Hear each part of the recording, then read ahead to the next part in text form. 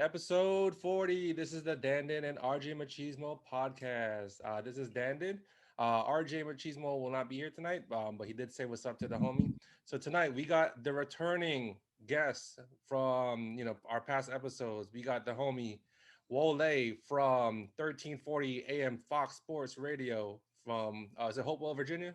Hopewell, right? Well, Virginia, yeah. Yep, there you go. Mhm. How you doing today? I'm good, man. But also most importantly, the urban sports. We got rep that. We got rep the Urban background. You know what I'm Sports. Shout out saying? to Urban Sports Urban sports team. saying you got to Yeah. rep that. But yeah, all jokes aside, yeah, everything's good, man. Still doing that. Still doing it. Still producing with Fox. We produce a Watch the Football Team podcast. So we're still doing that called All Burgundy and Gold Errrything with the urban sports thing. So we're still doing that. Yep. So we still hustling. We're still grinding. We're still doing the thing. There you go. Shout out to the homie Ray. Yeah, You guys Ray. are Yeah, doing yeah. Group in terms of the Washington Football Team podcast. The other host, I'm a co-host. We all are, all main hosts. That's hmm how I rep it. But you got myself, Wole. You got Ray and Mo, who the young boy of the group. You know what I'm saying? The young boy. So in terms of the Urban Sports Team podcast, which airs live on Tuesday nights. From 8 to usually 9, but yesterday we did one from 8 to 10. But it's usually Ray, myself, and the homie Will T. So, but yeah, we talk about DMV sports, Washington Football Team, Washington Wizards, Washington Capitals, Washington Nationals, um, most Washington teams. We do national stuff too as well. hmm Yeah, definitely. I mean, like I said, again, first time we met like last year, Mhm. just through social media, and then we followed, Yeah. followed each other, and then I had you on, and then you had me. I went and on to your Yeah, podcast yeah, too. the Washington Football Team podcast. Washington Yeah, it was great. It Football was Team dope. It was podcast. great. It was a good show, man. Yeah, We and enjoyed my it. bad, my bad about the reception, man. Oh no, no, we I owe loved you a it. We better. always have fun with the man, because we know you in I the can hear West Coast. Ray like, Oh, man, we was you sound like GTA 4 outside, nah, man. We man. were I'm like, man, it was like, crazy because know how it was so funny because like again, we know you in the West Coast, right? So it's yeah. like we're like, oh man, we got Crips and Bloods out there messing with man. You know what I'm saying? So it's dope. It was dope. It was Yeah, dope, man. yeah. I can hear the joy. Are you like next to CJ from GTA? Like, no, man, no GTA, no CJ, no CJ today. Oh man, it was cool, man. It was Yeah, all gravy, man. for We sure. enjoyed it, man. It was a great Hey, show. yeah, definitely, man. Mhm, All right, so the reason why I wanted to bring you out here tonight, Wale, mhm, like I said, your expertise in the DMV sports, mhm. primarily with the Washington football team. So that's why we're doing our Washington football team season preview. So, Mhm. just gonna just fire a couple questions on you. So, first question. The Washington football team, as Mhm. we all know, they won the NFC East division by beating Yeah. the teams that they needed. They was considered a weak division with the Giants, Cowboys, and Eagles, Yeah. so on and so forth. Yeah. And they got that notable win against the undefeated, Pittsburgh Steelers that Yeah. year. So how much of an impact did has Ron Rivera made on the team by changing the culture? A big impact. A lot of people want to downplay the season last year, 7-9 winning division, but a lot of things happened within the course of that season for them to even be for them to get to be 7-9. The question would be if Alex Smith started the whole year, would they be 7-9? They had to go with Dwayne Haskins as the quarterback. You know what I mean? So they had, they were behind the eight ball, but they finished the season strong. Like you mentioned, they beat the Steelers, which was a big win for the team. Then they, and even in the playoff game, they competed against the Super Bowl champion Tampa Bay Buccaneers. So they didn't get blown out. They competed against that team. So I think Ron Rivera has done a great job changing his culture. People believe the players play for him.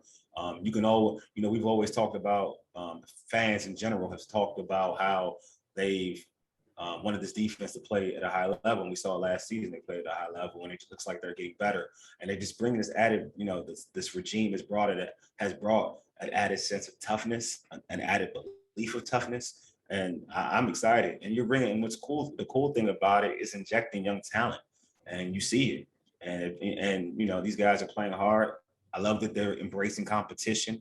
That's very important. If you remember, if you ever, folks may have not have grown up in the Joe Gibbs era, one the first session of the Joe Gibbs era, but if you understand what Coach Gibbs was about, it was about competition, and that just made the product better. And Ron Rivera believes in the same thing. So if you can point out like one trait that he has brought to the team, what would that trait be, and how would you describe it? A competition. I just feel like it's toughness and competition. We've seen within the Gruden regime, how certain positions have just been given to people, and forget the money just because of what they were last year, draft picks or whatnot. But here with Coach Rivera, people get an opportunity to show out. You know what I mean? If you can show trust, if you can show that if you can show this coaching staff that you're ready to take it to the next level and play well, they will put you out there and they will trust you. Now, if you show them something else, then they'll give you a reason not to be on this ball. They will not put you on this ball club. So for me, I think it's the fairness of it. If you play well and show out, you get an opportunity to make this ball club and have a big spot on this roster. You can see the kid Jared Patterson, who's local, who's from this area, played high school ball with Chase Young. He's played a couple preseason games, training camp. All you heard about how well he was, how great he was in training camp, and he has shown you this in preseason. And now there's talk about how he's going to be an impact player within this offense. And I like to say that if those other running backs ahead of him, that are going to make the team, if they get hurt, they better stay. Well, first of all, they better stay healthy, because if they get hurt, that kid's gonna take their spot, because he is the most natural running back on their roster. And I'm gonna say this again: forget the look, forget the build, because when you look at Gibson, he's bigger, and he's the higher draft pick. And it's not a knock on Gibson, because Gibson potentially could definitely be the dude. You know what I'm saying? And hopefully he will be the dude. But I'm just saying that we're looking at an instinctive running back. An instinctive running back. He is the best dude in that running back room. Yeah, because a lot of people forget that Antonio Gibson is not a natural running back. He Yeah. was a wide receiver turned into a running back. So considering he was in his collegiate division where he dominated in yards and yards Mm-hmm. after catch, you have Mm-hmm. after contact, and this wasn't his natural position, so Yeah. that's why he was considered a hybrid.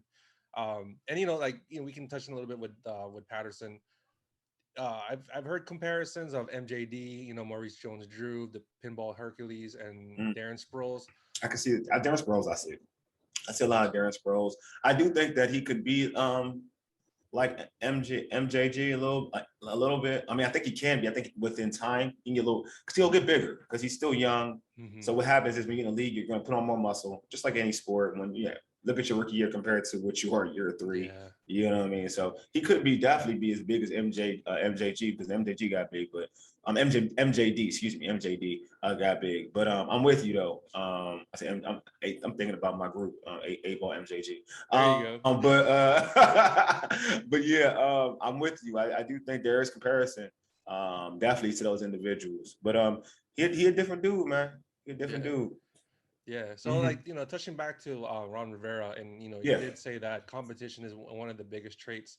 and toughness, Toughness definitely too. Like toughness. you've seen how deep this roster is. I mean, I know they're still going through the cut down day, Mm-hmm. to the full 53 by next week. Mm-hmm. Um, you see like the notable like wide receivers that we cut. We cut Steven Kelvin, Sims last week, Kelvin right? Harmon, Kevin Kelvin Harmon Harmon. before that. And then those were like notable picks. Yeah, That and I'm sorry. Sims was undrafted, yeah, but he but had they high play well. hopes. Yeah, he played well. Other than last year, you're right. No, no, definitely.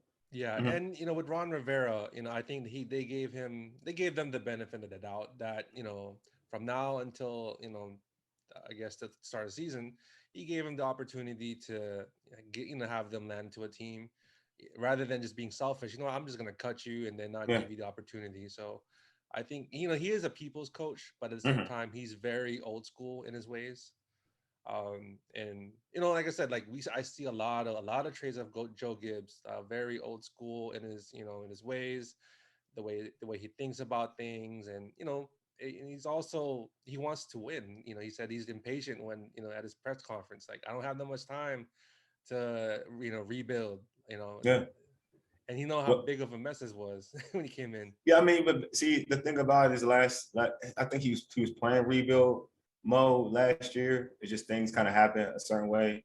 So now you got to think differently now, right? Mm-hmm. Because now you're closer than what you thought. You went, regardless of making the playoffs or whatever, your first year on a team on a roster that folks probably didn't think you're gonna be 7-9. To be honest with you, you went 7-9, right?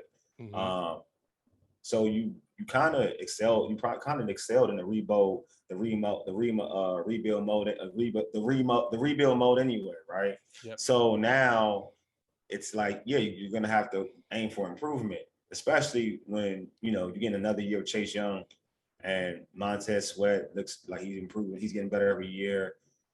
It's just you look at the Alabama boys and Payne Allen. You got Ionitis coming back. Tim Settle continues to improve.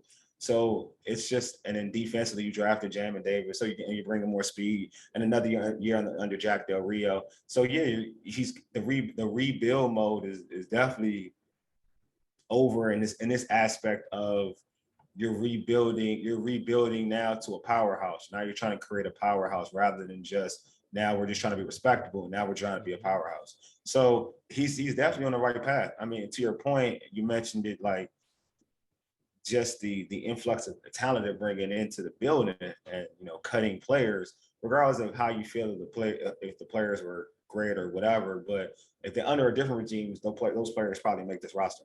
Yep. But they don't with this coach. So it's just how he's recognizing talent, how he's rewarding the individuals who have kind of worked hard which is dope about Ron Rivera.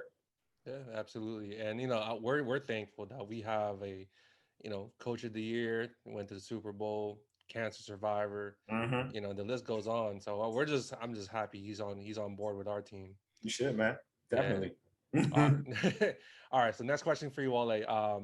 So with Alex Smith gone and retired, in comes Alex, Ryan Fitzpatrick. Yeah, So he's a journeyman, in his 19th year in the NFL, something like that. something like that. I can't. Yeah, Yeah, he's been so many teams. he's So been he's been he's been in the league for a minute. journeyman, a true Yeah, like journeyman. So how will he fare out this year, and would you think that he'll start and finish the season as a starting quarterback? I do. I mean, I know people are kind of like into this whole. Oh, we got Ryan Fitzpatrick. The narrative of he's not going to be capable. The issue that people have, and I'm going to keep saying this. I said this on our show, our Watch the Football Team show.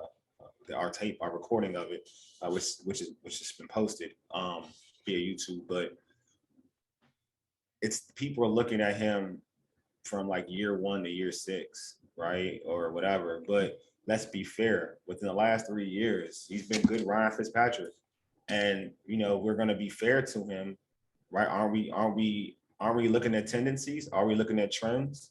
So in 3 seasons, he's been this guy, right? And it's been better than what they had last year in Alex Smith. So now you just got to put 2 and 2 together and just say, okay, well, if they're going to get that Fitzpatrick, and they should get this Fitzpatrick unless something happens with like the play calling, they should get this Fitzpatrick, and then they should be a better football team. So I think that with Fitzpatrick, Terry McLaurin will be a better football player. De'Ami Brown will be an impact rookie. A lot of players that weren't getting the opportunity for 50-50 balls will be getting those opportunities. Now, will he? The flip side of that is that he does turn the football over, and then when your identity is your defense, you don't want to put your defense in a jacked up situation, right? But my thing to that is that if you look at even Taylor Heineke, right, the backup, and even Josh Allen, these are dudes who will turn the football over as well. They're not safe dudes. Like Josh Allen, if you watch him in Carolina, turn the football over a lot. I mean, while he was in Allen, Carolina, right? Kyle Kyle Allen, Allen. yeah, sorry, Kyle Allen. Thank you, my man. Kyle Allen turned the football over a lot in Carolina, and even when he was here, even when he was starting a little bit, he was turning the football over a little bit. Heineke likes to take chances. I like him because he's a killer. I like killer mentality, so I like Heineke. It's not a knock on Taylor Heineke. I like him. But when people use that argument about turnovers, I'm like, the other dudes turn the football over too. So let's not act like nobody's Alex Smith in terms of like being super ultra safe with the football, right? But in terms of making explosive plays, you got a guy and Ryan Fitzpatrick who's going to do it. So I think he's going to play. barring injury, he's going to play all 16 games. And I think that's what Washington football team fans should want. Because if he does that, again, because of his trend, this team could be a real scary team. Very scary team. Absolutely. I mean, I think we all nitpick preseason, right? Because that's the only thing that we can watch. Yeah. People nitpick. Oh, he overthrew Adam Humphries. Those, Or, yeah, that's the only, you know, that game he had. It wasn't he did. It's a fact. He did. he He did. overthrew those. I He mean, did. what we're not gonna have a perfect like Patrick Mahomes or Aaron Rodgers type But of game, you know. yeah, but what was those same people at when he was playing, when he balled out in the first game, when he was just hitting everybody? What was those same people at? You know what I mean? Like my issue with this fan base is that keep that same energy. Yep. Like keep that same energy. The same folks that were, oh my God, those two passes he missed, he missed. He was open for a touchdown. This is gonna be a problem. Where were you at the first preseason game when he wasn't missing nothing? You was quiet. Like you weren't out there. You weren't saying nothing. You know what I mean? But all of a sudden, when he has a couple of bad throws, it's like when the lights come on, the roaches come out. Like y'all quit. Like you real quick. You know what I mean? So it's just like pump your brakes. Like keep that same energy. Yeah. But he missed 2 passes in preseason. He made some good throws within that game. I mean, in that second game we're referring to, he made some good throws, but also, like you mentioned, missed Humphries, and I think he missed another receiver high too as well. But it's cool. Like to me, you're not going to always, to your point, everybody's not Patrick Mahomes. If Patrick Mahomes has bad passes, oh my God, Aaron Rodgers, the great Aaron Rodgers, he's never had a great bad pass. That's a lie, he has. So Tom Brady, the Hall of Famer, the GOAT, aka the GOAT, he's never had a bad pass.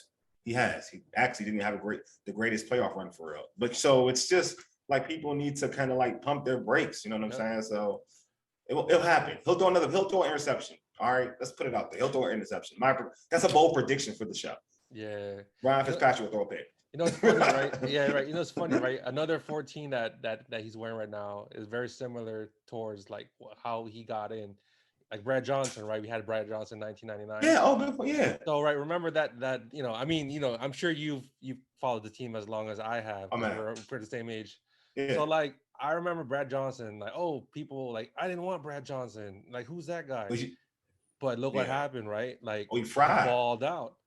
He fried. But they never. You know what's so funny about that though? It's like they never believed in Brad though. Like Brad killed his first year, but then as soon as the following year they got Jeff George and everybody started like jumping ship. Like they start falling in love with the arm. Jeff George, man, his arm. Sonny Jurgensen fell in love with his arm. It was like all these dudes fell in love with Jeff George's arm, but all Brad did was win. Yep. You put up numbers and win. Yeah, and like I said, when I saw him wearing 14, like, man, who's the last guy that wore 14? Not Ryan Grant. Quarterback, you know what I mean? So I was like, oh, it's Brad Johnson. Brad was more safe with that football though. Yeah, exactly. Definitely Brad. Ryan Grant won't like run, 2 yards and then just fall down. You know what I'm saying? Like, yeah, that too. Terrible. But yeah, I'm also a big fan of Fitzpatrick too. My cousin, he did cover the Dolphins, and he said, Ryan Fitzpatrick he's the player guy. Like, there to like coach you out, coach you up, and then he'll point out the things that you need to work on. Hey, like I'm gonna throw his back shoulder, just need to move 3-4 yards out. I'm gonna get you. So like it's just great that he can be a good mentor, just like how Alex Smith is, and I think that's what Ron Rivera wants. He wants that mentorship, being that big brother in that huddle. You know what I mean?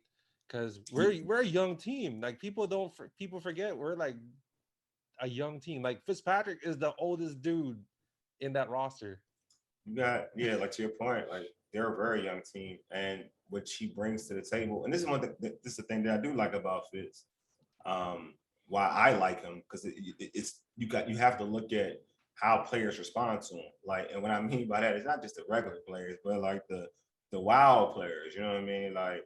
If a guy like Deshaun Jackson loves this dude, if a guy like these are wide receiver divas, Terrell Owens loves this dude. Yeah, like we're talking about some of the wildest dudes who will turn a quarterback in a dime, and these dudes will vouch for this dude. You know what I mean? Like that lets you know already, man. Like that obviously this dude players rally for this guy. Like they Exactly. love playing for him. You know what I mean? So Yeah. that's the thing. And you know that. You just about watching sports, being around sports and being around folks who play it.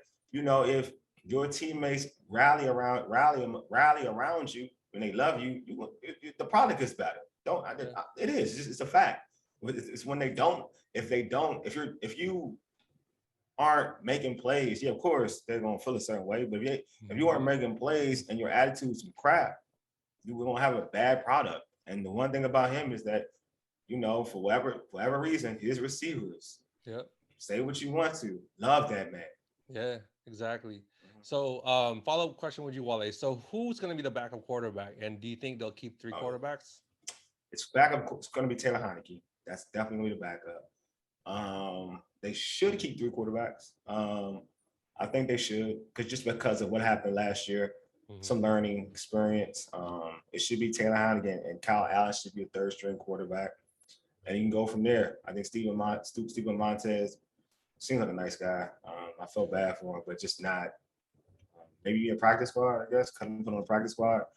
Because from what I saw in that preseason game, just not ready to play the quarterback position at the moment. And that doesn't mean he won't ever be a quarterback in this league, but I'm just saying at the moment, it didn't look like he had it. You know what I mean? So I just think they should carry three, just because of what this team has dealt with over the last some odd years. But definitely after last year, I think Coach Rivera probably thinks to himself like, yeah, maybe I should keep three. Yeah, because you know why? Well, like look at the Cowboys situation. Yeah. Prescott is still banged up. Yeah. You think gonna have DiNucci like starting week 1? Yeah. I mean, that's a luxury. It's a luxury. Yeah, man. And also, you don't know. I don't know if the quarterbacks, all the quarterbacks are vaccinated. Like, I don't know the situation with that. So COVID too, you don't know. Somebody goes in COVID protocol, you're gonna need a quarterback. So yeah, I think a lot of things are, you know, for certain positions, you should carry three. And I think the quarterback position is definitely the quarterback situations where they should carry three quarterbacks. Yeah, and I think you kind of persuaded me that it's going to be three. You know, active roster. It's just good to just have a collaborative. You know, like that's how look, man. That's how it's how football usually used to be. Three quarterbacks was not always the thing. Like, it wasn't this. Okay, we can just carry two. Nah, man. It's always been carrying three. They three. You know? Man. It's this you know, this the new era of football, man. Folks say, hey, okay, let's just carry two. Yeah. I was like, all right, carry two. Okay. Why not? Why not? I think we're actually one of the few teams that has like three, you know, pretty good, you know, quarterbacks. Yeah, solid. I mean, respectable. I mean, I think people kind of gas up Kyle Allen a little bit, but it is what I feel like for the preseason, he's needed. I'm gonna say this again, like, he was definitely needed for the preseason, because you can't showcase. You got a lot of these guys trying to make the football team, man. You got a lot of guys trying to make this football team at the wide receiver position. I felt bad for Kelvin Harmon. I didn't expect him to make the team, but I felt bad for him and AGG in that first game, because, like, what could you showcase, man? Yep. Like, what could you showcase? Like, you weren't in with Heineke. You're in there with Steven Montez, and the dude can't throw the football. Nope. So what are you showcasing? Yeah. Like, so Kelvin, I'm Kelvin Harmon. I wanted to stay in Washington. Like, I would be mad at Steven Montez. I'd be like, bruh, like, if you gave me something, maybe I stay around a little bit. Not to say you would. I'm just saying, like, I'm just hypothetically speaking. Like, I'm just that's how I would look at it. You know what I'm saying? So, but having Kyle Allen play in that second game, a lot of dudes got an opportunity to make plays, man. Yeah.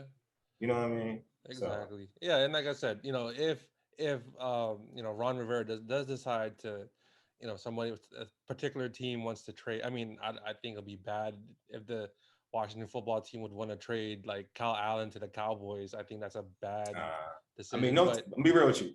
We probably overhyped Kyle Allen more than other organizations. A bit. I think, believe me, I'm telling you, like, other organizations have quarterbacks that are comparable to Kyle Allen, and they're cool with it. Like, just my opinion. I feel like we always do this with other players, man. Like, we always gas up our own, and we're like, oh, this person goes over here, he's going to kill. We did that with the quarterback. Went to Minnesota, and he was okay. They thought he was going to win Super Bowls in Minnesota. Kirkland. And he hasn't. You know what I'm saying? Like, we do this with all of our players, man. We just do this. We just oh, we're gonna regret this. I'm like, It nah, we're not. it's We're a okay. it's like a football team thing, man. You Yeah, know, like we gas up our own players every time, like yeah. preseason hype. Pretty Oh my much. God. Yeah, that's why I like this. Like I never, and no knock on anybody who reports or writes. Yeah, But a lot of times, man, some of the stuff they report from camp and try to act like some, and we, all you gotta do is watch it, man. Just watch it when yeah, they compete. Just watch when you compete. Because I don't ever go off of what some of the reporters tell me. Like I mean, from what they tell us, not me, us, right? Like when someone just tweeted or whatnot. Man, I mean, a couple of years ago, they had short athletes like us, all world safety. It comes out the regular season, looks like trash. So I'm like, I don't know. You're not gonna. No, I'm not gonna listen to you. You know what I'm yeah. saying? I'm not gonna do that. Like I'm You're not. I'm not gonna do that. Like yeah, what I'm gonna do is watch it, and I'm gonna because I feel like my eyes let me know what's really good. Like my eyes will let me know what's really good. yeah. You're not gonna sway me. Oh, Troy Apke is a tackling machine. Like no, no, man. Nah, I man. still have Nah, man. that time he got burned Yeah. so many times, like on the top, like no Nah, you're help. not gonna do that. Not gonna do that with me. With like even the like I wanted to see the receivers. You know what I'm saying? Like I wanted to see it. I wanted to see. I saw what I needed to see from Diami. I saw it like Hey, without even catching the ball in the first game when he burned somebody. I was like, oh yeah, he's good. Like I knew it. I was like, he's good. Like yeah, I know he's good. Like I already knew it. I knew it. Then I had to see on the defense. Like you want to see the improvement from year two. You hear about it right in camp. Like his defense looks amazing in camp for in year two. So the first preseason game, I saw them boys flying. I saw Chase to the cam. I saw speed. Man, I was like, I saw Landon. I was like, oh God, Landon is. You just see it, like you just can see it. And the reason why I say this is that you see it against competition. It's easy when you practice against somebody every day and you pick up the tendencies, and then now you know what they're going to do because you practice against this team or this player every day in practice on your own team, and it's a comfortability level. But mhm, when you're going against somebody else, regardless of the level, right? But the first team's playing first team. When you can hit somebody and you can kind of like everything's brand new, you gotta figure them out. You know what I'm saying? Sometimes you gotta think on the fly a little bit. Yeah, it's just different. It's a different beast. If I'm yeah, playing you one-on-one, like regardless of how good any of us are in basketball, right? Regardless, right? If I play you one-on-one like 20 times, right? You're going to pick up on things I do yep, easily. Like yeah, if I like to go right all the time, you're gonna pick up on that. If I have a patent move and you could just tell, oh, he about to do his move, you're gonna pick up on it, right? The same thing in practice. hmm, Like in practice, we're doing these plays. I'm gonna pick up on certain things you do. Now, if I'm going against another team, it's brand new to me. So I want to see how you compete against that element. And when I see that, for me, like for my eyes, when I see that and I see how you ball, okay, now I'm with you. Now I know if you're good or you're not or whatever. Hey, that's facts, man. Mhm. You feel you see it. You Yeah, you feel see it. it. Yeah. All right. So next question for you, Wale. And then it's a good transition question. So between the rookie class of Jamin Davis, Sam Cosmi, you were saying Dayami Brown, Benjamin St. Juice, and Jarrett Patterson. Which of these rookies will have the biggest impact this season? Think because he's the automatic. No, I'm gonna keep it a buck. I think De'Ami Brown's gonna have the most impact. I think he's gonna be like scary. He's gonna be like scary. He's gonna have another scary impact. It's just gonna. The issue will be. This is gonna be the thing for De'Ami Brown. He's going to make a lot of plays. It's gonna be about if they play the political game with him. And what I mean by that is because you paid Samuel a lot of money. So are you going to reward the money or reward the player? Because you did. I feel like, and I said this on our other show, that if they knew they were going to get a De'Ami Brown, they would have never signed Samuel. I agree. Like that's how good. That's how good this kid is. Like that's just how good he is. You know what I mean? You got to steal in the draft, and now you're gonna have to find ways because he can beat folks outside easy. Like he's that explosive. So are you if he's on the field, and I think he'll be on the field a lot because he's going to be that good. He's one of the best offensive weapons. So I think he'll have the most impact. Yeah, you know what? I was thinking like remember when we had Scary Terry that rookie year against Yes, the he's the same. Yeah, Eagles? And you remember how who was the quarterback back then? Oh, It was it was Case Keenum. Case Case Keenum. Keenum, right? Yeah. So a bum Case Keenum was throwing bombs Yeah, to a it's gonna be. rookie wide Yeah, receiver.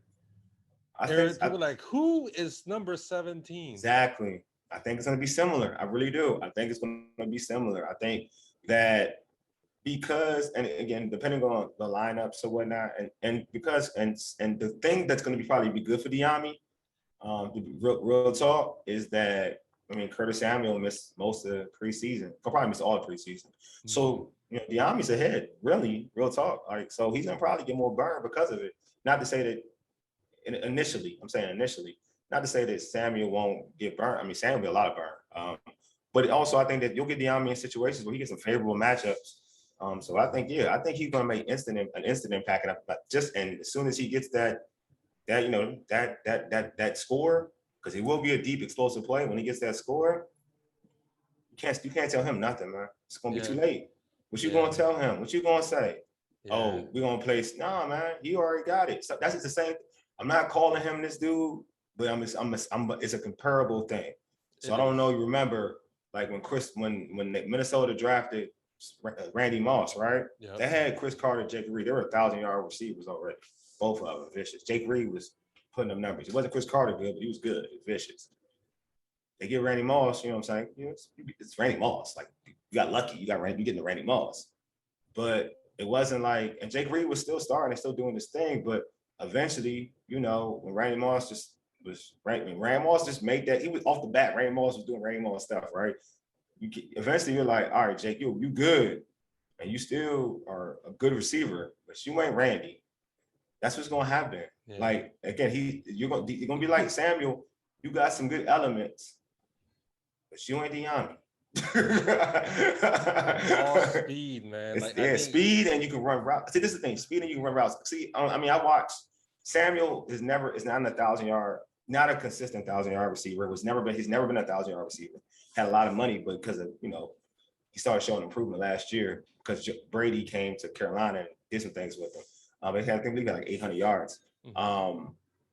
And he showed improvement, but again, if you look at Samuel throughout his time in Carolina, and this regime had him, and he didn't put up numbers with this regime, and then you look at what he did in even Ohio State, right, in college. Right. He was always a gimmicky type of player anyway. Yeah. Like he played running back, he played receiver, he did all that in Ohio State. It wasn't like he was a flat number one. He really wasn't. He was a playmaker. He was an explosive player, right? Like he was one of the best. He was one of the best players, but he could just do so many things on a football field. Mm-hmm. Diami is a number one wide receiver in North Carolina. He had like 3 years of 1,000 yards, 1,000 yards receiving, and so he's always and made explosive plays. And he ran a 4.4. So you already know, like what you're getting is a finished product that is explosive. Yeah. So it is what it is. And the fact that in training camp we haven't seen Curtis Samuels all training camp. That's what I'm saying. And Fitz, if he got chemistry with you, he's gonna throw it to you. Yeah. If he's gonna throw like a little out route, a little post pattern to Samuel, he doesn't know his tendencies because they don't have. And good point. Yeah. Very, very good point. And it's the thing. What you just mentioned about Fitz was an excellent point. Is that Diami, he gets them contested catches. That's what he's good at. 50-50. He's really good at getting 50-50 balls. He just really, I think there's a weird stat where he was one of the top dudes in college, and in that his drop rate, he doesn't drop the football supposedly. Like this dude is crazy. Like he's that guy. So you can't ignore, man. Sometimes you just can't ignore certain talent, man. You just can't. You can say what you want. I know money talk, but this is the thing.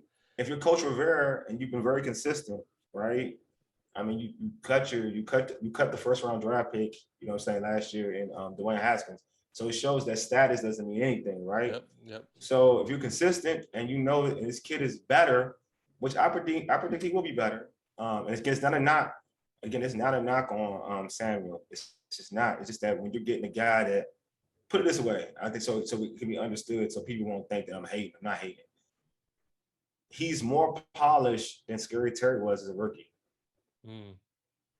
So you take that how you want to take it. Take that how you want to take it. Take it how you want to take it. He does have separation though. Like I've seen. Just take it how you want to take it. That's what I'm saying. He's more polished Just a little like like a sample, like Yeah, just saying, like that's all. It's all it is. It's not a knock on it. Not say yeah. I didn't say he's better. Just say he's more It's polished. what When you when, it's when what you Terry came, see. It's what you see. yeah, you know what I mean. Just saying. So give him the opportunity and let's see what he can do. Wow. Well, I'm rooting for De'Ami Brown. I mean, plus he got that single digit too. I think I don't know if it's me or you or I don't know, maybe It's we're in killing me, agreement. man. Like But go I ahead. think it's like it's probably like the single number that like makes you look faster.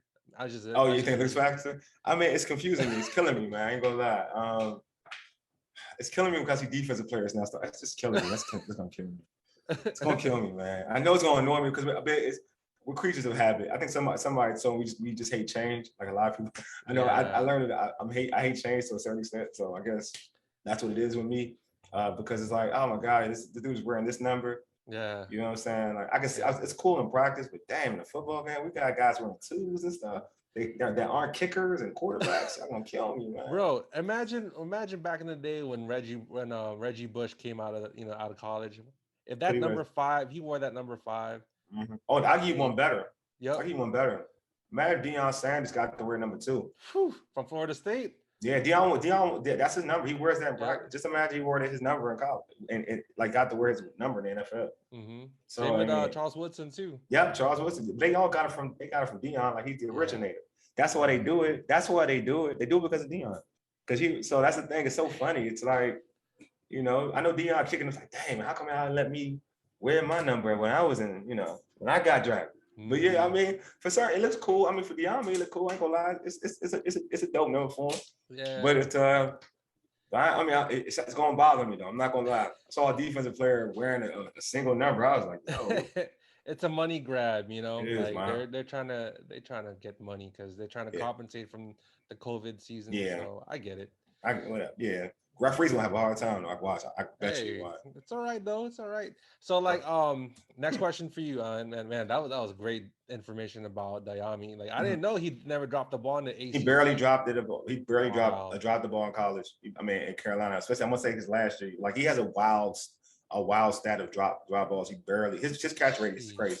What he can catch, he catches a lot of contested passes. Okay. Mm-hmm. I gotta keep an eye on him. Might Yeah. get him fantasy. Yeah. Might be it might Hey, be. I mean, it's all about look. I mean, in terms of fantasy, we all know just if he just makes that one, if he gets wide receiver 2, you good. That's all I gotta say.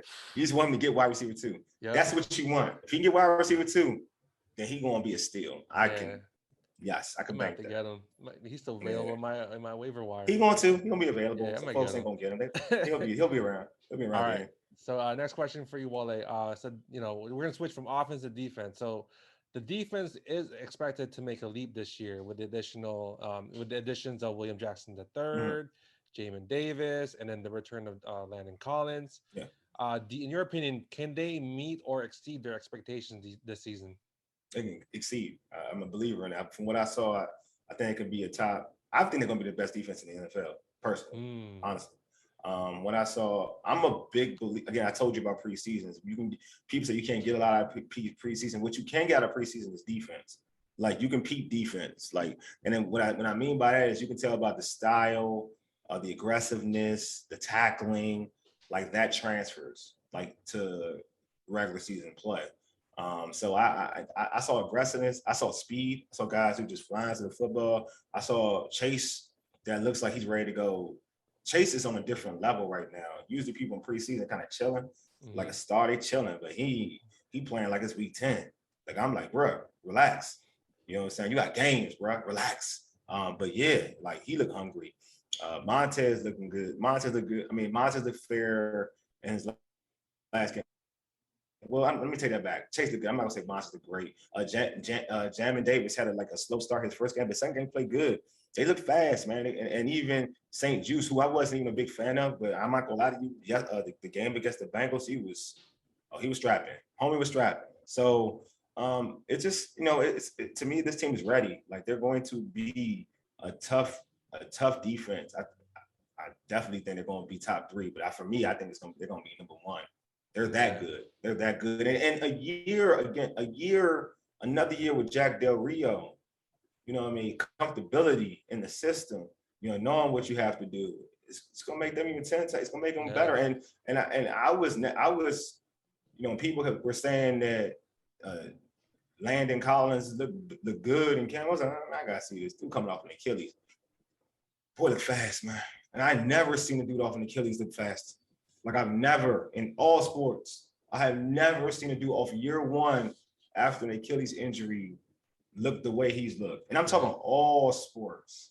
Yeah. And this is amazing. Whoever did his surgery, I know he lost some weight, and that's great. That's good. He needed to do that. For when you get this, anytime you're dealing with a leg injury or the lower, your lower self, that type of injury. But for him to have that type of speed and acceleration in terms of chasing people down, making tackles coming from the secondary, um, yeah, he looks ready. They all look ready. It's scary, man. It's a scary defense. It really is. It's crazy. Benjamin St. Juice, he looks like Patrick Patterson when he first came out of Patrick Arizona. Peterson. I mean, yeah, Patrick Peterson. Yeah, Yeah, my bad. he got. I Little mean, bit, little bit, I little mean, bit. I mean, again, for him, for me, it's like he played well, like he played good. So now I'm like, okay, I'm seeing something. I'm seeing Yeah. something. I'm a Michigan fan, and he went to Michigan Mhm. and they transferred to Minnesota. He ain't cut it to Michigan. All right, that's Yeah. what happened. He ain't cut Yeah. it, and he transferred to Minnesota, and now he is where he is. Um, I want to see more. You got to play against certain talent because now people are talking about him playing outside, being a cornerback too, and kicking Fuller inside to nickel. And I'm like, I still, people aren't they hard on Jimmy Moreland. I think Jimmy Moreland is really good. I thought he was fair. I thought he was good. I think Jimmy is a playmaker. I think Jimmy's actually better outside, to be honest with you. Just small He by is. size, but he's Yeah. better outside. Hope but everybody wants to look. They want the guy who plays press, who has that Richard Sherman-ish look. Yeah. Like you said, Patrick Peterson, that look, a tall long arm cornerback. But we'll see. I We'll mean, see. things that happen. At least to me, they have some depth in the position. There's no real lockdown corner. You're hoping that's going to be William Jackson because he has the speed. He had a good grade last year with the Cincinnati Bengals. But the defensive line is going to make the cornerback play much easier. It's going to make it easier for them anyway, to be honest Hmm. with you. So, And with the play of Cameron Kerr last year, and when he oh filled man. in for Landon Collins, and then I forgot the guy's name that they signed from Minnesota, from Miami. Oh, Um, Bobby McCain. McCain, yeah, but yeah, Bobby McCain. So They like, deep. yeah, like you don't know who's gonna start, right? I mean, I'd hope it'd be like Collins and Curl, but you can You got always. you got Reeves too, who played Oh, good Jeremy last year Reeves too. too. Yeah. Yeah, I mean, who may not. They say he has a fight for the job. He got to fight for his position on his team, Hmm. which I think that's ridiculous. I think he should be on the squad, but it is what it is. Um, yeah, they got bodies, man. They really Yeah. got good players, solid players, guys who can. It's not always about having superstar players in every position, but you got really good, solid players who play well in the system. That's the most Yeah. important thing. And I believe that front four will make Jamin Davis even Oh, more definitely. valuable. Yeah. Tip passes, quarterback hurries. He's just gonna finish it off. You know what I mean? With Yeah. that speed, at how old is he? 21, 20? Yeah, he's still a young boy. It's just that Good. for him, it's just that he just can't think. He can't think. He's got to play Hmm. fast, and this defensive front should make things easier for him. Again, we're gonna have to see how what's going to happen when they're playing against a premier tight end, because he may be stuck on a situation where he goes against a tight end who's Yeah. a killer. So that's the thing. You never know how he's going to respond. I just know, to me, I just love his speed. I love his cover ability. From what I saw in Kentucky, the tape that I saw in Kentucky, I didn't watch him play in Kentucky because I'm a fair individual. I'm not going to act like I watched him play in Kentucky. Yeah. But the tape, the highlights I saw, I seemed like he can cover. If you look at the stats, you saw see improvement. That's the most important thing. And he played in the SEC, so he's been. I mean, he's been baptized by fire. You know what I'm saying? So that's the toughest conference in college football. So I think he should be fine. Yeah. I mean, I'm hopeful too. I Mm-hmm. mean, a lot of we've got a lot. I think a lot of like experts saying that, oh, they could have got a tight end, or they could have got a tackle. They I need mean, time. linebacker is much needed because we need Here they need. They need speed. Like they need speed. Like you had Pierre St. Louis, or Pierre St. Was that Pierre Louis last year? Who I mean, God bless him. He made tackles. He was slow as dirt. Yeah, he's slow, man. Still got. I mean, Jeff Bostic. He was slow, bro. Like he was slow. Jeff Bostic. I mean John Bostic. John Yeah, Bostic. Serviceable. I still eventually he's gonna have to be replaced. And Holcomb's got speed. Holcomb's good. So you got 2 to 3 linebackers have legit, real good, like they're really fast. yeah, So Boston can just be serviceable, and again it goes back to the thing: just play your role, and he can do that, and not be a weak link. Then it'd be fine. And I'm not going to just ill on Boston. I think last year he got a lot of negative flack, but I thought he was serviceable. I thought he was fine last year. But this year you kind of want, again, when it's about taking your defense to the next level, that's the aim, right? Is he that guy? So that's the thing, because it's going from being, you can be a top 3-4 defense, and that's good. But it's different. There are different levels to this. You know what I'm saying? Like that Ravens defense, that Chicago Bears defense, even the Seahawks defense that won the bowl. When you have linebacker play at that level, now your defense is from being like a really good, one of the good defense in the NFL to a dominant defense. And that's the word. You want dominant. You don't want top 3. You want dominant. That means you are it. That's what you want. exactly. All right, so we're pretty much wrapping it up, Wole. I'm good. We chilling. We good, yeah, bro. We doing it. We chilling, man. So we got that bonus question too. Get to ask that. Sound good to me, man. All right, we knock it all out. So your prediction on the Washington football team record, and who wins the NFC East? They win the East. Record. There's 17 games this season. Everybody's so fixated with these quarterbacks they have to see. Let's go roughly 11-6. Okay. Let's go 11-6. You think 11 games will be enough to win the NFC East this year? Oh yeah, definitely. 11 win NFC East. 11. If I'm just going because of one extra game. Okay. They'll win the game. I mean, I could go. I could go 12 and. I can go 12 and 5, but that's extreme. You know what I'm saying? I could go 12 and 5. Lucky games from like the Steelers. I mean, they can still do it. Don't get me wrong. Like this is the thing, and when people kind of get off, oh, they gotta play this quarterback, they gotta play that quarterback. Mm-hmm. Yo, those quarterbacks gotta play this defense. Yep. That's how I look at it, man. Justin Herbert is gonna have. They gotta play this defense. Justin Herbert. They got. He a dog. I love Justin Herbert. I love me some Justin Herbert. I like Justin Herbert. But I'm just telling you, they gotta play this defense. And Justin Herbert is not playing preseason games. He's trying to jump into this defense. Nope. All right. Y'all acting like it ain't sweet over here, man. It ain't sweet over here. It's not. Like that defense, it ain't sweet. You gotta be ready to play it. Tom Brady, who won the Super Bowl last year, he knew what it was about. Yep. He knew the offense couldn't score, but he knew what it was about. Like it ain't sweet over here, man. It ain't.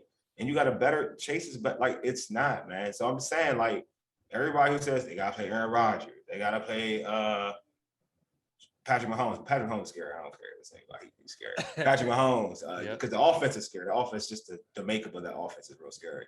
Gotta go against Russell Wilson. They gotta go against Brady. Whoever. Yep. They gotta go. No, those dudes gotta play this defense. I'm telling you. We all like just knowing was a sports dude's mentality. And when dogs know dogs, real recognize real. Mm-hmm. When they look at that defense, they're like, damn, shoot, they probably the quarterbacks don't like, oh man, damn, I gotta go against that. Mm-hmm. Like this ain't the Dallas Cowboys defense. Nah, this ain't that defense. This ain't one of them easy. This ain't the Jacksonville Jaguars defense. So nah, this is legit. Mm-hmm. So when these quarterbacks that everybody talk about, like, you know what I mean?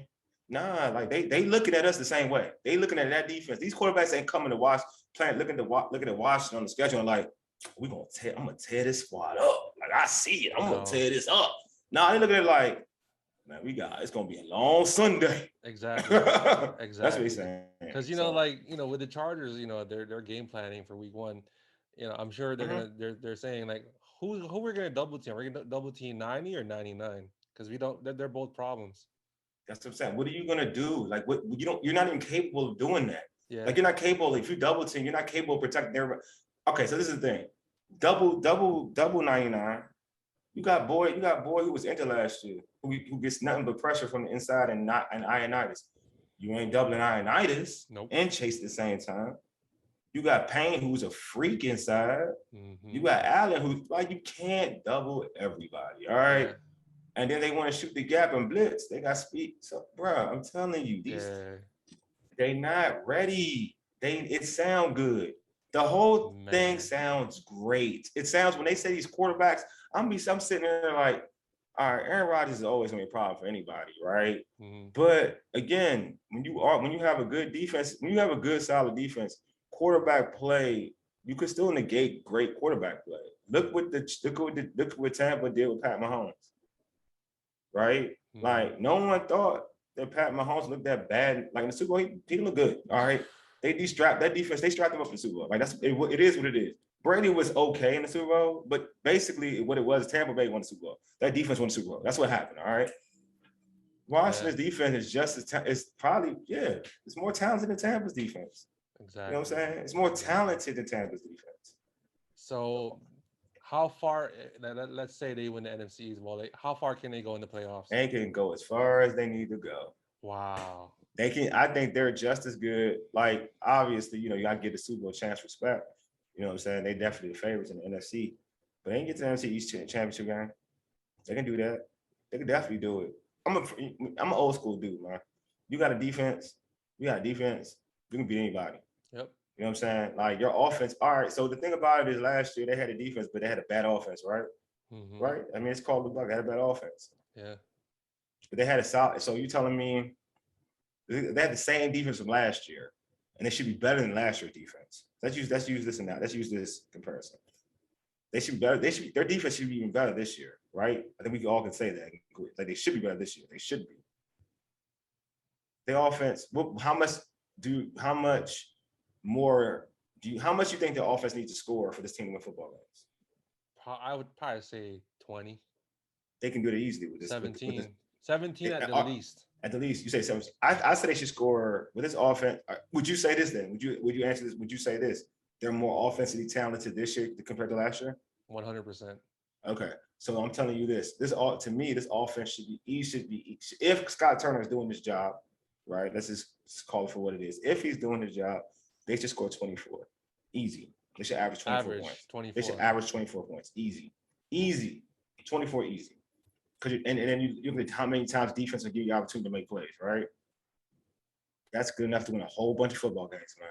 With this defense, a whole bunch of football games. We got a taste of that Niners game. 2 pick six. I'm sorry, 1 pick six and a I'm saying, like, look what happened in Pittsburgh. Yep. They were undefeated at the time, regardless of people saying they were a fluke.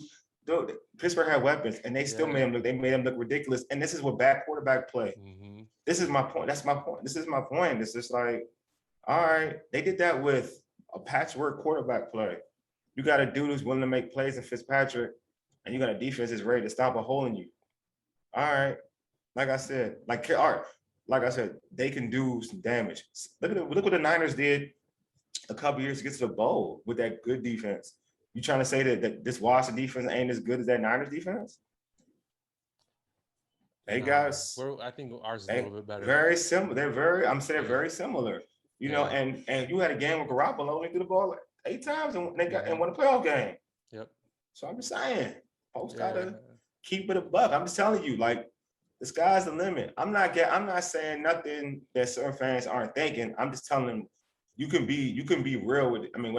Because it's Washington and people kind of get scared to say it, but you can just just be real. Like, if it was another team, you would say, like, oh, this defense, man, wow. Like, with this defense, they can do art. They can do some damage. Look what Jacksonville did with Blake Bortles.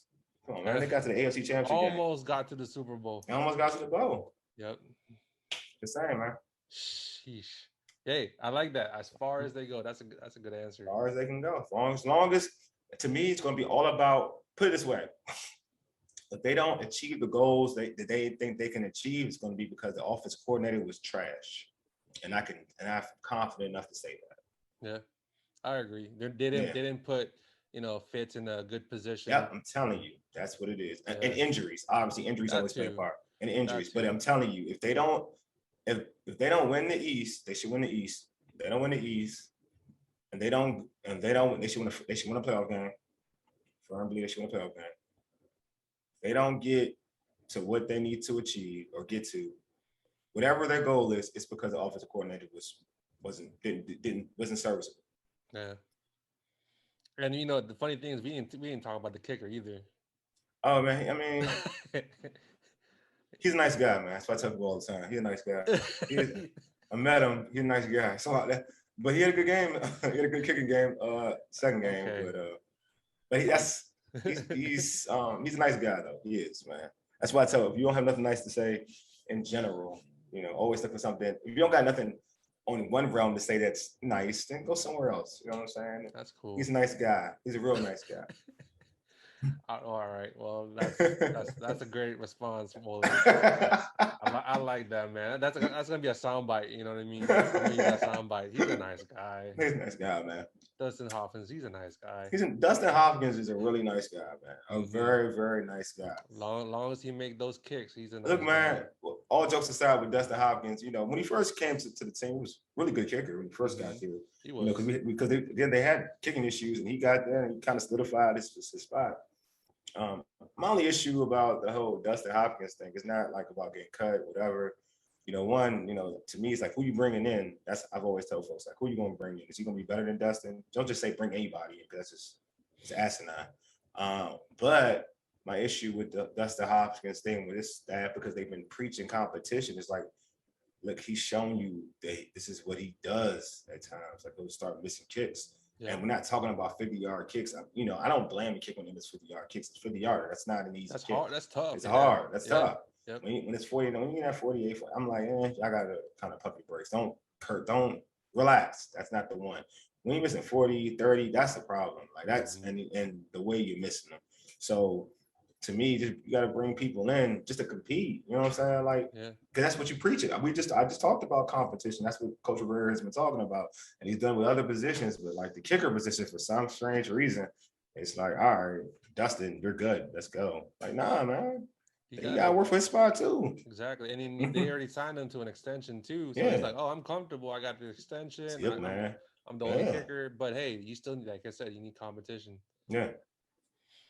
All right. So we switching from football to something that me and you talk a lot. We text message and we talk, about it. So you're a big fan of professional wrestling, pro wrestling. So, I know you follow. I got back into it because COVID got me back into it. I had lost touch with it. COVID got me back into it. Yep. a lot of people lost touch with professional wrestling, and WWE Network or Peacock and Monday Night Raw, SmackDown. Now it's AEW, New Japan. Yeah. So many things. Impact. You got Impact. Impact Wrestling. So much. I mean, so much, man. So much out there. Yeah, and it's just like when you start talking about wrestling, it's just an instant like conversation starter. Oh, you like this wrestler? You like that wrestler? Did you watch? Yeah. It's like we're back in high school. Did you see Raw last night? Did you see where Taker like pinned the Stone Cold? It's crazy. So I know you're a big fan of wrestling. And we know what's going on with AEW, all elite wrestling. Can they win the new Monday Night Wars against WWE? I hope they don't do it. I hope it's not like a war. I hope it's not like that. I hope they don't have to go on the same night. I think the cool thing what happened a while back with Eric Bischoff having Nitro and competing with Raw, and how that happened with the NWO and basically kind of hurting the whole Raw appeal to the whole hurting Raw. Was cool. For fans, it was cool. It was like, wow, it was organic. It was like because people had to step their game up, right? That was a thing. Like you had to step your game up. But also, people don't understand. They don't remember. We missed some good raw stuff. Like Raw had some good stuff at that point in time with like Bret Hart, with the Hart Foundation, the upcoming of Stone Cold initially. You know what I'm saying? Shawn Michaels, Undertaker. We missed a lot of decent stuff. Though, because the NWO was just on point, man. It is what it is. Like that, it's crazy, man. NWO was crazy, but I would hope like for wrestling fans, just have their separate nights so we all win. Like we can watch certain things every, I can watch Raw on a Monday. You know what I mean? Then on Tuesday, if I want to watch NXT, I can watch NXT. I can watch it on the Tuesday. If I want to watch, I mean, we talk about watching stuff live. If I want to watch AEW on Wednesday live, I can watch AEW Wednesday live. If I want to watch Impact on Thursday, I can watch Impact on Thursday. Like if on Friday I can watch SmackDown, and then I can watch SmackDown, and then I can watch Rampage after SmackDown. Like we all win. Mm-hmm. Like you know what I mean? We're not. It's not about competing to try to take somebody out of business. Which is the dope thing though, is that it's giving these wrestlers options. You know what I'm saying? Like at first, like you had to be stuck to stay with WWE. Now you don't.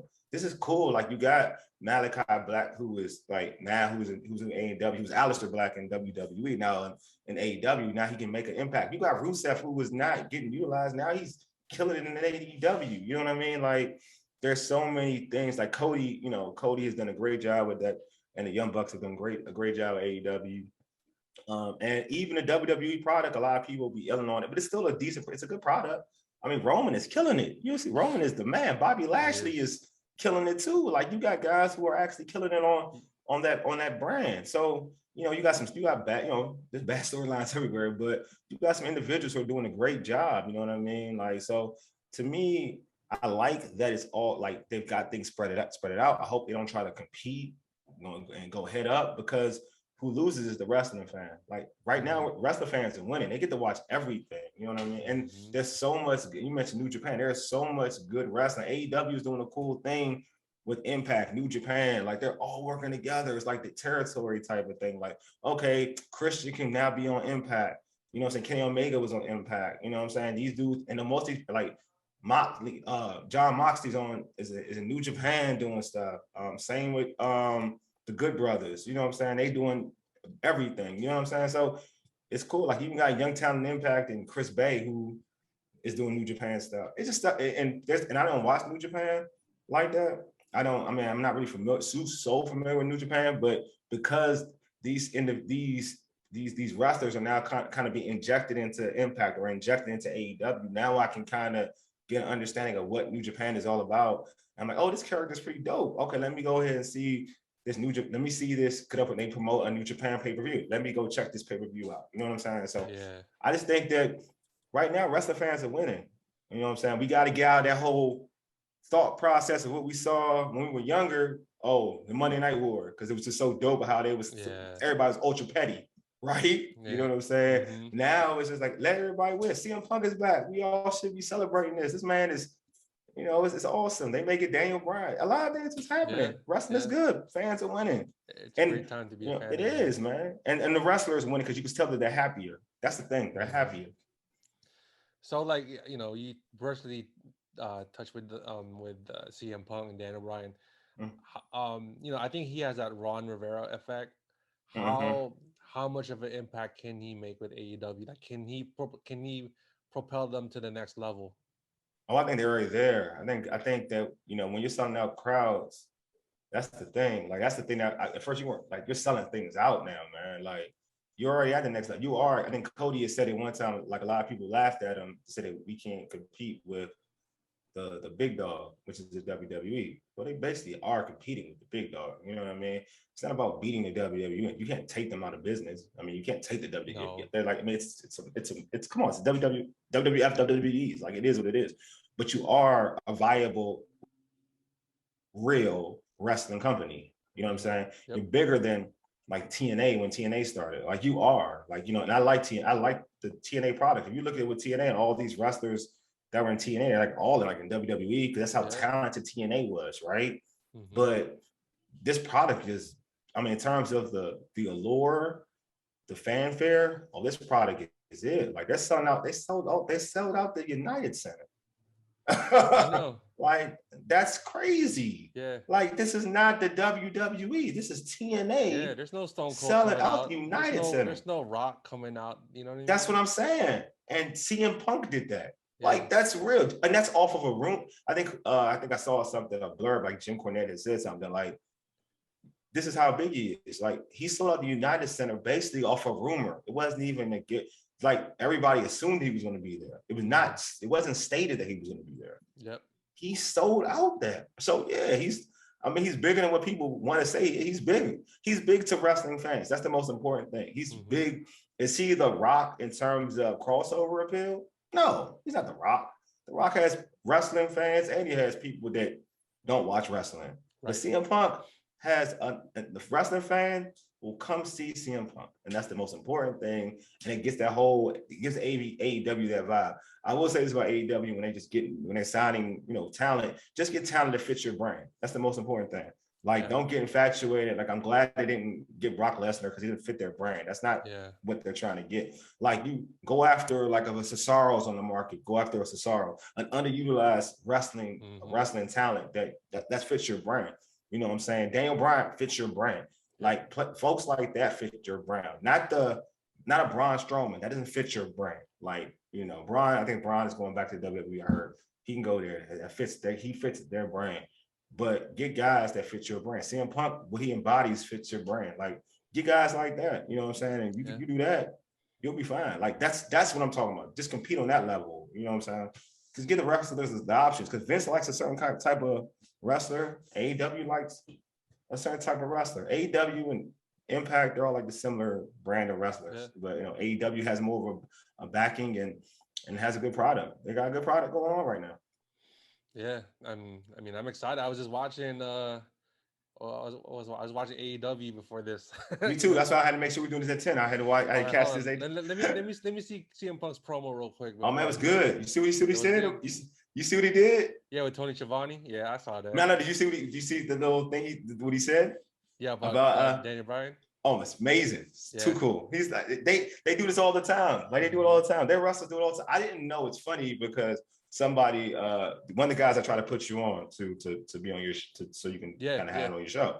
And they were just chatting me, and it was like, I think dude said that, look at the shirt that Kenny Omega's wearing. Everything always has, from week to week, it has CM. But it's like Christopher M something, Christopher Moxley or something like that. Yeah. Every shirt he had, like, he's trolling. Like, what I'm saying? He's basically trolling.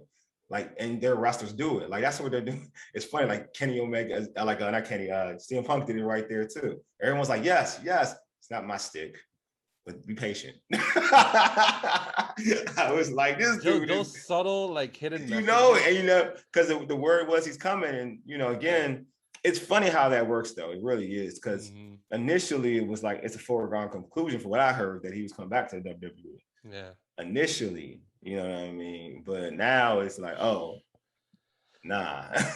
We'll see. I mean, we're still in the summer of Punk right now, I'm happy. And then we get, a fallout with Darby Allin. That's gonna be great. Yeah, and it's just hope. And you still got, I know Adam Cole is a free agent for real. Yeah, that's also another too. I mean, he signed. Apparently, he's still under contract with WWE till Friday. Yeah, after summer, he's not really under contract. He promised that he would be with them. Okay. So after summer, from what I heard, he's not under contract, but they're still negotiating. I heard they were negotiating. I heard him and Vince have a good relationship. I wouldn't be surprised he comes back from it sounds like he's going to come back to WWE, but he fits the mold of an AEW type of wrestler. I agree. You know what I mean? There's just a type of wrestler that fits the mold. You know what I mean? Sting doesn't really fit it, but Sting is just so dope. You just have to have Sting. Of course, you just have him just chilling the rafters. Yeah, man. I love what Sting's doing. Like, you know what I mean? He don't got to wrestle anymore. He don't. Just hit somebody with the bat. Just do the scorpion death drop. That's it. And then that's the thing. I love that he'll just take a serious bump, like go through two tables, go through a table. I love it. I just love that he would do it. You know what I'm saying? But I do I like how guys who were underutilized with the big company, they're over here and they're doing great work. I want to see Buddy Murphy in the AEW. I think he'd be a good fit there too. I think just those kind of guys are guys that, will be good for the company. Or I think he's going to Impact. I'm cool with Impact. I love Impact too. Yeah, so. Spread the love, Spread it up, spread it. That's good, man. I'm telling you, like, that's the good thing, man. Even, NWA they're having an all-women pay-per-view. Yeah. Called Empower, you know what I'm saying? So you're going to have some dope some dope wrestling women, all women pay-per-view. You know what I mean? I mean, nothing is better. I'll keep this a buck. Like what the WWE does have going for them, that's amazing. Obviously, Roman, I said Bobby. The women's division is off the charts. There's no women's division like the WWE. Yeah, but I think like I guess that you know when Bianca Belair lost that belt, Trash. It was that was trash. trash. Trash. That was That was tacky. terrible. And they know they should know better. They should know better. Like you did so like forget the race, let's throw race out of it. It's just looking for what the wrestler, right? The wrestling situation for one, the race element to me is kind of involved in it, but let's just throw that out of there. Like you did so much to gas her up, like right, to build her brand, to build her, talking about her and Sasha historic, whatever. Even through that pay-per-view, you kept like mentioning it in SummerSlam, how historic that was, how, you know, and then show her SB and this, that, and the other. And you're gonna have her get squashed by Becky Lynch like that fast. Like it's not about Becky should beat Bianca because Becky is like more popular, right? I get if she beats Bianca, like that's not a problem, like to me. The issue is that you had her, you Kofi Lesnar, Oh my God. Lesnar her. And it's not like Becky, and the thing about Bianca, her build is like basically one of the strongest WWE women in the company. Like she's physical. How and Becky ain't more physical than Bianca. Yeah. So how is that? Like how is that supposed to happen? Doesn't make sense. Not at all, man. No.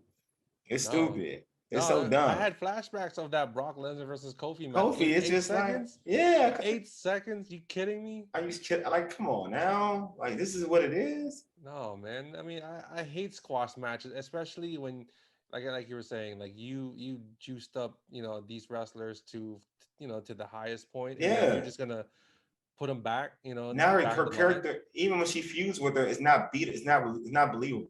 No. You get what I'm saying? Because if she's gonna feud with Bianca, right? She's going to, but it's not believable. Like now, it's like Bianca can't beat her. You don't believe that Bianca can beat her now. Nope. Because you just kind of weakened her character. Pretty much. Now I don't know what to believe anymore. Like seriously, that's what I'm saying. Like, all right, I see you got screwed over, but hey, you're the one that agreed on the match. You just do it another time? You know what I mean? You could have spent it that way too. Yeah, it's just so much. My time, my place. Yeah, just done it that way. Yeah, but I know they want to give her the strap. I mean, I get it. Everybody loves Becky. Yeah. Becky went crop. She's so old. Becky's over. It is what it is. I'm not knocking Becky winning the chip, because even when I heard about Becky winning, I didn't know that it was, because I didn't see it. I didn't see it live. I had to go back and watch it. So when someone told me, I was like, oh yeah, I mean, it's Becky. Of course, what you expect? She's going to win. It's Becky. She's like over. I get that. I understand. You know, some people hate it when like Hulk Hogan came back, won a belt. Hogan's over. It is what it is. But the issue when I saw it was like, you can't do it like that though. Like that's different. No, she got Kofi. Yeah, man, she got Kofi. It was just, it's disrespectful. I heard Kofi can't even talk about it. I heard it's in his contract. He can't even talk about it. Oh, I know. You can see. Is that real? That's a real thing? Yeah, like I think it was like in a podcast. I mean, he just like said abruptly, "Oh yeah, I lost." That's about it. Oh, so he really can't say. Yeah, he can't. He's not allowed to. It hurts him as a character. 11 years, right? He said he kept to 11 years to take me to this. Yeah, and then you can't even because now you can't even look at him, because you can't really look at him as a world championship contender. It sucks. Because even when he's fighting Bobby, but you know, I had really issues with Kofi as a champ anyway, but to a certain extent, because I was like. But you know, I'm happy he had a belt. Build up though, just like Bianca Belair. Yeah, but see, to me, Bianca. I know. My issue with Bianca different. Bianca was more believable as a champ. I just felt like because it was what it was. She was more believable as a champ to me. And Kofi was like, it was too. And I guess for me, I'm more on the attitude type of thing, like WWE attitude. I still kind of like living that way, and you know, the Fruity Pebbles and all that other stuff. It's cute and it's cool, you know what I'm saying, for the New Day. But then we look at being the world champion. I kind of look at it differently, right? I look at the champion. You got to take this thing serious. Like you got to have a serious demeanor. Even like The Rock, we were joking around, but he was serious though. Like The Rock was like about war. You know what I'm saying? Like Kofi was still about having a good time. So I guess I kind of like. That's why I don't like Nikki Ash as a women's. I hate that. Like I hated it. Yeah, I hated it. That was the dumbest thing in the world. Yeah, that was the dumbest thing in the world. That's superhero gimmick. And then the way how Charlotte lost that belt too. Yeah, That was terrible. terrible. That was terrible too. Like I'm not losing Nikki Ash. Like I'm not letting her lose it. No. Like to Ripley, yeah, because that's believable. Like I'm Yeah. with that. I'm not. That's Nikki Ash. I'm not doing that. Like I know it's Money in the Bank. I know. Like I like her gimmick. Initially was fine. Like she couldn't win the title with her initial gimmick. They just didn't really book her right. Like I'm cool with Nikki Cross. Like I'm cool with Nikki Cross. She was cool. Yeah. She was hyper. You know what I'm saying? I'm cool with that because you show fire. That's a believable gimmick. Not I the would have seen. Shane I would Helm. have. No. Not the hurricane. Not the Hurricane. Yeah. Not for a champion. Like my issue is not for the world champion. It's cool for like for men. It's cool for I ain't like for IC. I respect the IC title really, but European title. That's fine. Mm-hmm. You know what I'm saying? That's fine for European Man, well, like we could go an hour and hour on just wrestling itself. So yeah, exactly, man. yeah, you know what I'm saying. But man, it's been a lot of stuff that we talked about. Thank you so much, No, Wole, for no problem. So where can if I'm gonna plug you in, like where can they find you, with your podcast and your Oh, info? we're all well. First, the podcast, the Urban Sports Scene podcast, is pretty much on all podcast platforms. iTunes, Google Podcasts, Stitcher, TuneIn, iHeartRadio, um, Spotify, you name it, it's on there. It's same for all Burgundy and Gold, Errrything with the Urban Sports Scene, which is a Washington football team podcast. That's with Fox Sports Radio, 1340 AM and 96.9 FM, Hopewell, Virginia. So you can search that stuff on any podcast platform and find our stuff there. For the Urban Sports Scene show, if you want to ever hear us live, we air from usually 8 to 9 on Tuesday PM Eastern Standard Time. And you can listen to us there at www.urbansportscene.com. Also, on Twitter, you can follow me personally at Wole. That's WOLE_USS. That's WOLE_USS. And if you want to follow the Urban Sports Scene on Twitter, at Urban Sports Scene. And we also got an Urban Sports Scene Facebook page. Man, so many stuff. Man, it's a lot, man. Y'all got a lot of stuff. Hey, keep plugging it, man. Man. Hey, so on the behalf of for me and RJ, like we just want to say thank you for for coming on, and definitely much continued success with Urban Sports Scene. Mm-hmm. And definitely with we're gonna talk again. We're gonna talk again later on in the mid season. All right, we're gonna chop it up, bro. We gonna see where we are. With what we talked about. Yeah, it's gonna be a fun season, man. It's gonna be better. We know, especially with fans, like in the stands this year. That's gonna, I think, that's gonna play a big part, for the NFL season. Yeah, it's just different team, man. Different team, different makeup. Hopefully, the fans show out too. Yep, and just what Wole said, as far as this team can go. As far as they can go, man. That's the key word. Mm-hmm. Keyword, people. All right, guys. So this is episode 40. Have a good night, guys.